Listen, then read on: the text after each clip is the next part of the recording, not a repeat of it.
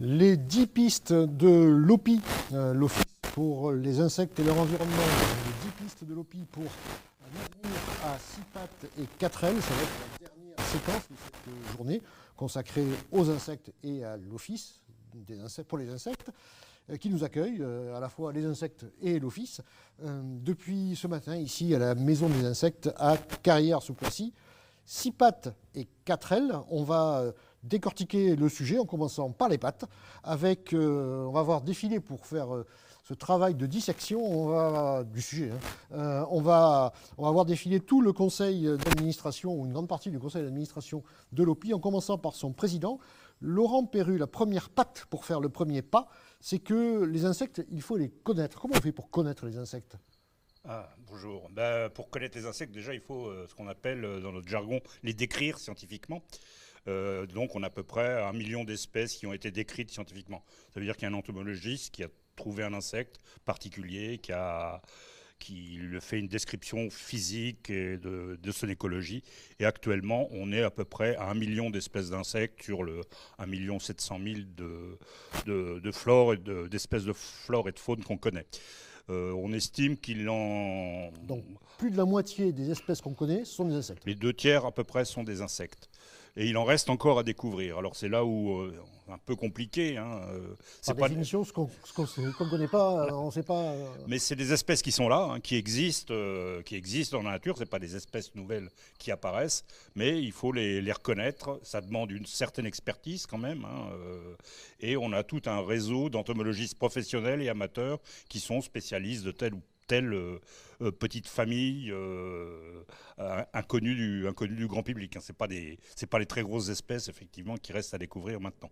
Donc dans cette déclinaison de 10 pistes pour un avenir pour les insectes, vous dites il faut les connaître, donc il faut accroître la connaissance et donc les moyens de la connaissance. Il faut au moins la maintenir, c'est-à-dire ça demande une grande présence à la fois sur le terrain, une sensibilisation évidemment des pouvoirs publics, des musées et des chercheurs, mais il faut continuer à travailler dans ce catalogue en fait du vivant. On est très très loin d'avoir fait tout le boulot encore. Est-ce qu'il y a assez d'entomologistes pour faire ce boulot-là ? Il n'y en a jamais eu autant. Ça, c'est la bonne nouvelle. C'est la bonne nouvelle. Pas forcément en professionnel, mais on a de plus en plus d'amateurs.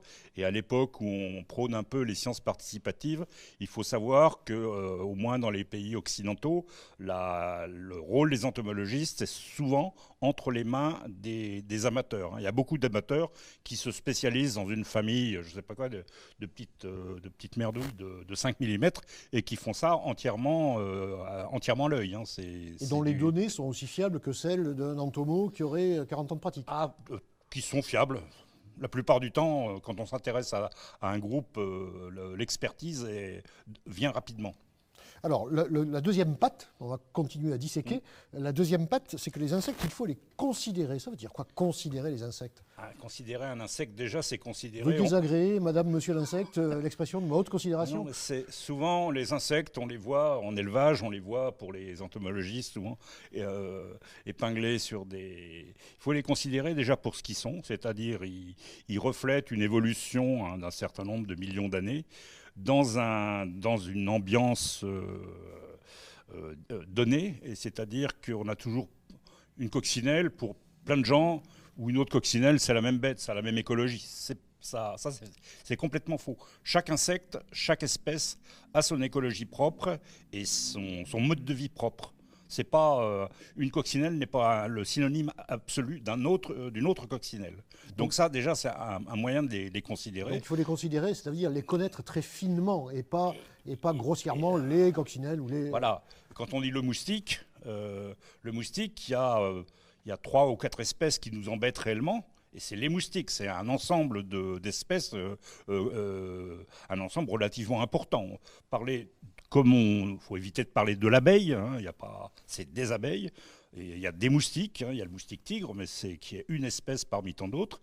Et les moustiques, il y a des tas d'espèces qui sont complètement inoffensifs. Et il y a même des moustiques qui mangent les autres moustiques. Enfin, c'est des moustiques éléphants. bien nommés, ils se repaissent des autres espèces de moustiques.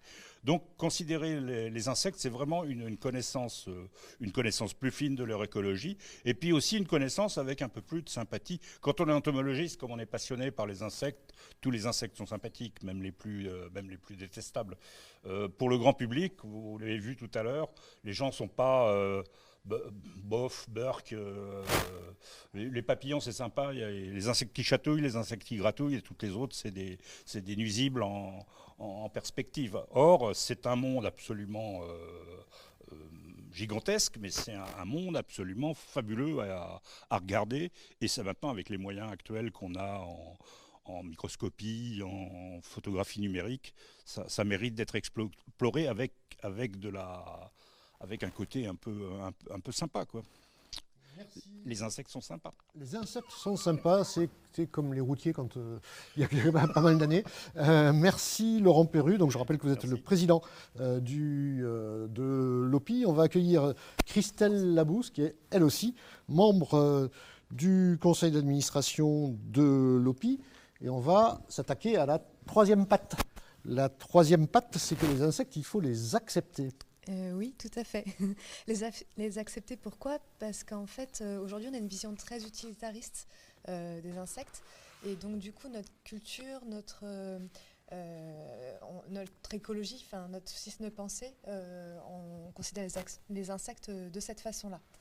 Et donc, du coup, l'idée, c'est de pouvoir les accepter pour ce qu'ils sont, des êtres vivants, comme les plantes, les autres animaux et les êtres humains. Et donc pour ça, j'ai composé un petit poème que je vous propose de vous faire découvrir. Acceptons-les pour ce qu'ils sont. La planète Terre est leur maison. Des êtres de petite envergure, des cœurs tendres et la peau dure, des petits êtres vivant partout, des insectes autour de nous, des champs, des villes ou des sous-bois, ils ont tous besoin de toi. Les araignées, les dames tisseuses, les cigales, des grandes chanteuses, les frelons, des bâtisseurs, et même les cafards, c'est vraie terreur. Les papillons, les flamboyants, les libellules des faits des temps, les fourmis, c'est solidaire, et les coccinelles pilotent de l'air. Acceptons-les pour ce qu'ils sont, de jaune, de rouge, de vert vêtus. N'ayons pas peur de l'inconnu, des carapaces, des ailes et des pattes. Ils ne méritent pas un coup de savate. Qu'ils soient communs ou mystérieux, ils sont tous autant précieux. Acceptons-les pour ce qu'ils sont. Une planète Terre est leur maison. Merci, la maison que nous partageons avec eux, c'est notre maison commune. Exactement. Merci beaucoup Christelle Labousse. On va passer à la quatrième et à la cinquième patte avec Philippe Le Gall, lui aussi administrateur de l'Office pour les insectes et leur environnement. Bonjour Philippe Le Gall. Bonjour. Alors la cinquième patte, c'est que les insectes, il faut les intégrer, et la sixième, c'est qu'il faut les... Pardon, je vais trop vite. La quatrième, c'est qu'il faut les intégrer, et la cinquième, c'est qu'il faut les protéger. Les intégrer, ça veut dire quoi ? Les intégrer, si l'on voit ce qui s'est passé tout au long de cette journée, ce que l'on a dit, c'est que depuis maintenant plus d'un siècle, l'homme a cherché par tous les moyens à en détruire un certain nombre d'espèces, à limiter les quantités d'autres, et a donc volontairement et souvent même involontairement fortement impacté ces insectes.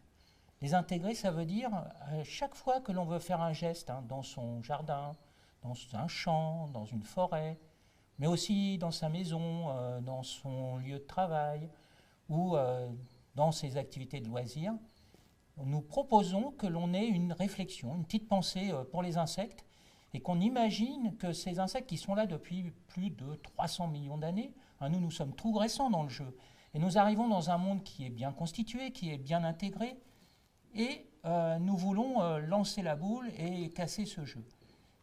Proposons d'aller dans un système où nous allons considérer ces insectes, et au lieu de vouloir les tuer par des pesticides de plus en plus puissants et de plus en plus répandus dans la nature, limitons nos traitements au maximum pour impacter uniquement nos insectes cibles. Trouvons des méthodes alternatives qui permettent d'avoir de nouveau, comme l'avaient nos grands-parents, des insectes autour de nous. C'est ça un peu... Donc intégrer les insectes, c'est les intégrer dans nos préoccupations du quotidien, dans nos actions du quotidien, et ne pas faire abstraction de leur présence et de leur action. Tout à fait. C'est être vraiment vivre avec les insectes. Voilà, c'est ça. Vivre avec les Et insectes. vivre parmi eux finalement, parce qu'ils sont beaucoup plus nombreux. Et vivre parmi eux. Donc, alors qui doit intégrer qui? Est-ce que c'est eux qui doivent nous intégrer? Non, je crois que c'est ni eux qui nous intégreront. Nous avons cette faculté, cette idée de vouloir contrôler la nature et de vouloir la gérer, l'aménager. Il faut donc laisser des endroits de respiration, des endroits, des interstices dans certains de nos milieux très modifiés, où ces insectes, et savent très bien le faire, pourront se glisser, reprendre leur place, qui était la leur, rappelons-le, il n'y a pas si longtemps que ça. Alors, la cinquième patte, donc, c'est qu'il faut les protéger. Alors là, non, ça paraît plus évident, mais comment on fait pour protéger les insectes? Voilà, alors, protéger, on a voulu agir avec les insectes comme on agit un peu avec les grands mammifères ou les oiseaux. Donc on a des textes, des règlements qui ont édicté des listes d'insectes protégés. Et on a pensé aussi que les parcs nationaux, les réserves, etc., étaient un moyen extrêmement efficace de protéger la nature, dont les insectes. Or, si en particulier ces lois sur la protection des insectes ont permis de mettre au devant un certain nombre d'insectes et d'espèces emblématiques, si elles ont permis d'en parler, de tenter de sauvegarder ces populations, si les parcs nationaux hébergent un certain nombre de populations d'insectes, en fait, ceux-ci sont tellement nombreux en espèces, sont tellement divers et vivent véritablement dans tous les milieux et surtout les milieux les plus proches de l'homme, qu'il est impossible de pouvoir arriver, et c'est ce que montrent les études scientifiques récentes, il est impossible d'arriver à les protéger uniquement grâce à ces mesures. Il va donc falloir réfléchir, travailler, penser à adapter ces mesures de protection à ce que sont les insectes, et pas seulement, tous les autres espèces invertébrées qui vivent autour de nous. Et il va falloir aménager des modes de protection, de conservation même plutôt, même dans nos milieux les plus proches, dans nos maisons, dans nos jardins, champs. Est-ce que ça veut dire que protéger les insectes, ça nous invite à porter un autre regard sur la protection de la nature, la protection de la biodiversité, et à nous préoccuper de la biodiversité dite ordinaire versus la biodiversité remarquable ou, comme le dit souvent Gilles Boeuf, elle n'est pas remarquable, elle est surtout remarquée, point barre. Oui, exactement. Et les insectes avaient quand même si aujourd'hui on voit bien qu'ils ont été extrêmement victimes de nos actions récentes sur l'environnement, les insectes avaient cela de quand même assez important, c'est qu'ils n'étaient pas si remarqués que cela.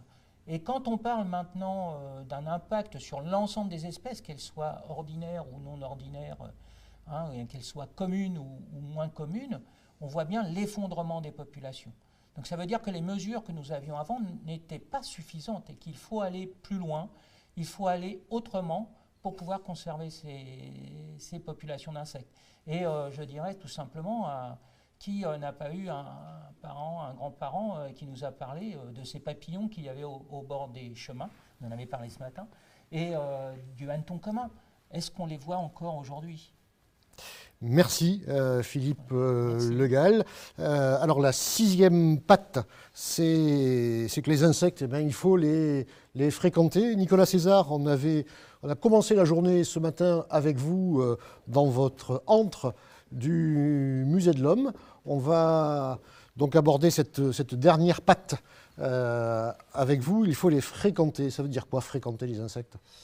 On a vu que les insectes étaient quand même très différents des hommes. Alors, morphologiquement, ils sont segmentés. Le nom d'insecte évoque effectivement le fait qu'ils soient composés en 3 parties. Ils sont aussi physiquement très abondants, très présents. Individuellement, ils pèsent pas lourd, mais en nombre, ils sont quand même très puissants. Et en quantité de biomasse, c'est bien aussi. Tout à fait. Ouais. En termes de population, ils sont ils sont là, quoi. Physiquement, et l'homme est effrayé effectivement par cette différence avec lui-même. Et donc il faut. Alors pourquoi fréquenter effectivement c'est surtout des rencontres. Donc il faut rencontrer l'insecte pour mieux le connaître. mais aussi mieux l'intégrer dans nos vies. Alors pour ça, on a des outils. Je pense aux sciences participatives. Je pense à l'éducation à l'environnement, qui permettent finalement une certaine familiarisation avec l'insecte pour mieux le tolérer et l'intégrer dans nos vies, quelle que soit sa différence, sa taille ou son aspect. Et pour fréquenter les insectes, on peut aussi adhérer à l'OPI et ou venir ici à Carrières-sous-Poissy, à la Maison des Insectes, au cœur du parc du Peuple de l'Herbe, pour les rencontrer. C'est tout ce qu'on a fait toute la journée. Derrière nous, il y a... Alors, ils sont pas tous, c'est pas tous des vrais. La puce qui est derrière nous n'est pas une vraie. Elle est 700 fois plus grosse que la vraie. Mais c'est une belle interprétation de ce qu'est réellement une puce. On a vu donc les 6 pattes, donc les 6 premières pistes de l'OPI pour un avenir à 6 pattes et 4 ailes. Donc on a vu qu'il faut les connaître, les considérer, les accepter, les intégrer, les protéger et les fréquenter. Et vous, qu'en pensez-vous ? Eh bien, ça nous intéresse beaucoup et ça intéresse encore plus l'OPI. Votre avis nous intéresse.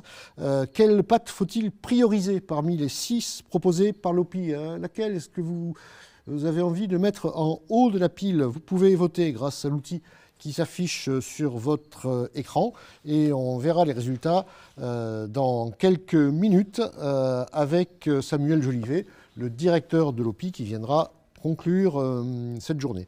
Alors jusqu'ici, on a eu les pattes sur terre, mais alors là, on va passer aux 4 ailes de notre insecte du futur. Et alors là, cramponnez-vous, on va décoller. François Lasserre, vous aussi, vous êtes administrateur de l'OPI. Les 2 premières ailes, donc les 2 premières revendications, nous sommes des individus et on veut un monde à notre échelle. On est carrément dans l'ontomosyndicalisme. C'est un choix, c'est un peu un choix d'anthropomorphisme pour porter la voix des insectes. Vous l'assumez ? Alors pas du tout, parce que en fait la science nous le prouve tous les jours. Tous les individus, tous les êtres vivants qui nous entourent sont des individus uniques. Donc c'est absolument pas anthropomorphique de dire que chaque individu, chaque insecte qui nous entoure, chaque animal, chaque plante qui nous entoure est un individu. Donc c'est vraiment... et alors ça nous paraît complètement essentiel, parce que jusque-là, on arrive quand même à imaginer que les grands animaux sont des individus, notamment les animaux domestiques. Un agriculteur sait que chaque vache est différente. Un propriétaire de chien sait que chaque chien est différent. On arrive à le faire aussi avec certains grands animaux, comme par exemple des cerfs, des loups. On sait bien que tel loup, on l'a identifié, etc. Et bien c'est pareil pour tout le reste du vivant. Et donc chaque individu, chaque insecte qui nous entoure est un individu. Et donc si on considère que tous ces insectes sont des individus, ben, ça permet peut-être, c'est-à-dire avant d'agir, vous dire, mais en fait ce sont des individus uniques comme moi je suis unique. Et donc plutôt que de dire, bon, ben, je vais tuer cette mouche, de toute manière des mouches il y en a plein d'autres. Il y en a plein, ça pullule, oui. Ça pullule. Et imaginez si on faisait la même chose, bon là il y a du sapiens, de toute manière du sapiens il y en a partout, bon je peux donc tuer quelques individus. Parfois il y en a qui font ça, hein. Ça arrive. Ça c'est vu. En tout cas on a une propension à ne pas le faire, à ne plus le faire. Eh ben, écoute, ça permettrait de vraiment se poser la question à chaque fois qu'on intervient, où qu'on soit un individu, qu'on soit un professionnel, qu'on soit un agriculteur, on se dit, voilà, nous sommes entourés d'individus uniques qui ont, comme moi, envie de vivre, envie d'être tranquille. Alors nous voulons un monde à notre échelle. Ben, ça rejoint un peu tout ce qu'on s'est dit, c'est qu'on on voit le vivant avec notre prisme jusque-là, et où qu'on se soit installé, on a plutôt pensé à nous. Et les insectes sont petits, sont diversifiés, ont besoin de petits espaces, de temps, de certaines plantes, etc. Ils ont plein de besoins et si on essaye de se mettre plutôt à leur place, plus dans l'empathie, eh bien, peut-être que nos aménagements, quels qu'ils soient, mais ça commence dans notre jardin, seront plus adaptés aux insectes. Plus accueillants aux insectes. Et plus adaptés, tout à fait. Merci beaucoup François Lasserre. Alors Valérie Chansigo, il vous revient de commenter les 2 dernières ailes de cet insecte de l'avenir. Nous voulons être libres et nous voulons... Alors la dernière, on ne va pas la dire tout de suite. On va commencer par commenter nous voulons être libres et puis la dernière, on la découvrira après. Alors, Libre, ça veut dire quoi pour l'insecte? Tout simplement parce que l'espèce humaine a aujourd'hui un impact sur l'ensemble des écosystèmes de la planète. Vraiment, il n'y a pas un seul pouce carré qui échappe à l'influence humaine de façon directe par la transformation des sols ou indirecte, ne serait-ce que par le dérèglement climatique qui affecte vraiment l'ensemble de la planète. Et cette revendication entomo-syndicale, j'aime beaucoup l'expression, cherche simplement à montrer qu'il y a d'autres formes de discours possibles, et notamment l'idée que peut-être qu'il faudrait qu'il y ait des espaces où le monde vivant, notamment les insectes, puisse évoluer librement, pas en fonction des intérêts humains ou des envies que l'on a envie. Enfin, il ne s'agit pas de jardiner la nature, mais de la laisser libre pour évoluer comme elle peut le faire, vraiment. C'est donner un espace de liberté. Et c'est vrai que ce qui manque beaucoup sur Terre, c'est cette liberté laissée à la nature. La nature est partout sous contrôle et on a besoin de la mettre sous contrôle. Alors, la dernière, je vous la livre. Nous voulons avoir le droit de vote. Qu'est-ce que vous fumez au conseil d'administration de l'OPI? Si vous en reste un peu, je suis preneur. Non, c'est une revendication extrêmement sensée et raisonnable. Parce que effectivement, dès qu'il est question de légiférer sur un point quelconque qui impacte l'entomofaune, la question est de savoir qui parle au nom des insectes. Qui sera l'ambassadeur des insectes? L'ambassadeur ou le défenseur ou le porte-parole, oui. Des insectes.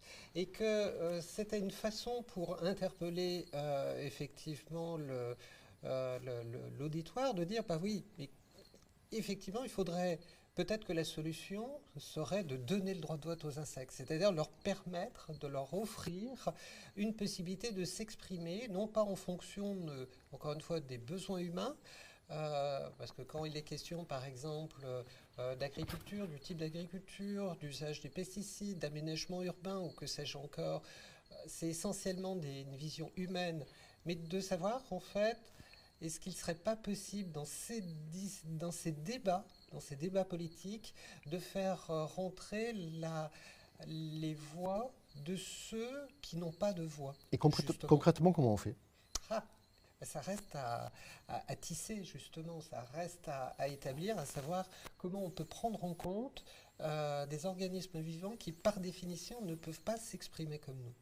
Et que très souvent, lorsqu'on veut parler au nom de la nature, ce qu'on fait, c'est on parle de nous, l'espèce humaine est très centrée sur son nombril. C'est très difficile d'imaginer de faire autrement. Parlez-moi de moi, il n'y a que ça qui m'intéresse. Tout à fait, mais justement, c'est un exercice qu'on devrait s'astreindre pour justement avoir peut-être des choses plus intéressantes à dire que ce qu'on fait généralement. Eh bien, parlons, ou donnons la parole aux insectes et ils diront des choses plus intéressantes que ce qu'on dit d'habitude, peut-être pas plus intéressantes que ce qu'on a dit toute la journée quand même, il ne faut pas exagérer, parce que ça c'était quand même passionnant, c'était très bon. Oui, mais c'est très nombriliste. C'est un peu nombriliste, ouais. Merci Valérie Chansigo, merci François Lasserre. Alors, quelles sont les deux pattes de devant que vous avez sélectionnées, vous, derrière votre écran? On a les réponses au sondage. Non, on ne les a pas, elles n'apparaissent pas à l'écran. C'est Samuel Jolivet qui vient nous les révéler. Bonjour, bonsoir. Samuel Jolivet, vous êtes le directeur de l'OPI. Alors, par quoi on commence? Eh bien, Jean-Jacques, on commence par celle qui était plébiscitée à 73%, les connaître. Et donc, pour les connaître, on peut peut-être donner l'adresse du site de l'OPI. C'est quand même la meilleure façon de les connaître. C'est la meilleure façon de nous connaître et de nous accompagner. Donc, c'est www.insectes.org. Et effectivement, sur notre site, on essaye de placer tout un tas d'informations sur les insectes. Il y a aussi les sites connexes de la revue Insectes, qui doit être, si je me souviens bien, insectes au pluriel.xyz. Le site de l'Opibentos, qui est un groupe de travail spécialisé sur les insectes aquatiques, qui renferme une quantité d'informations sur les insectes aquatiques très importante. Et bientôt un site de l'Opiodonate, qui est un autre groupe de travail spécialisé sur les libellules. Alors, donc la première réponse, c'est il faut les connaître, on ne les connaît pas assez. Et la deuxième, c'est quoi? Les protéger. Les connaître et les protéger. Donc ça paraît être déjà un joli programme. Restés très classique. C'est ça. Ils ont moins, comment dire, ils sont moins envolés que le CA de l'OPI. Hein. Ils sont restés plus les pattes sur terre. Remettre les pattes sur terre. Ok. Votre commentaire sur ce choix, c'est ça. C'est on a des auditeurs de l'autre côté de l'écran qui mettent une patte après l'autre. C'est ça, mais ceci dit, ça reste les actions phares de la protection de la nature et de l'éducation à l'environnement, hein, connaître, faire connaître, protéger. Et les autres pattes sont très bien classées derrière, puisqu'elles sont toutes autour de 40%. Il n'y a pas eu de pattes il y a pas eu de pattes cassées.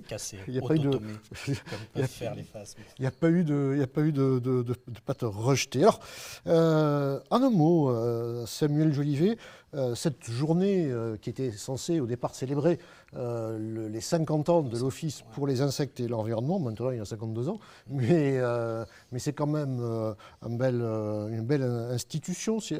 Institution, c'est pas un joli mot. Ça fait un peu. Ça fait un peu vénérable. C'est un peu. 50 ans, c'est encore très jeune pour une association de protection de la nature.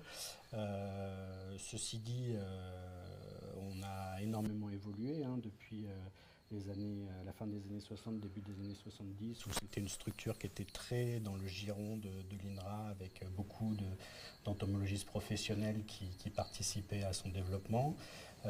Et puis sont arrivées les années 90-2000 avec les emplois jeunes qui ont vraiment permis un développement de la structure avec de plus en plus de personnel et un tournant assez radical qui nous a permis de devenir une association complètement indépendante à part entière.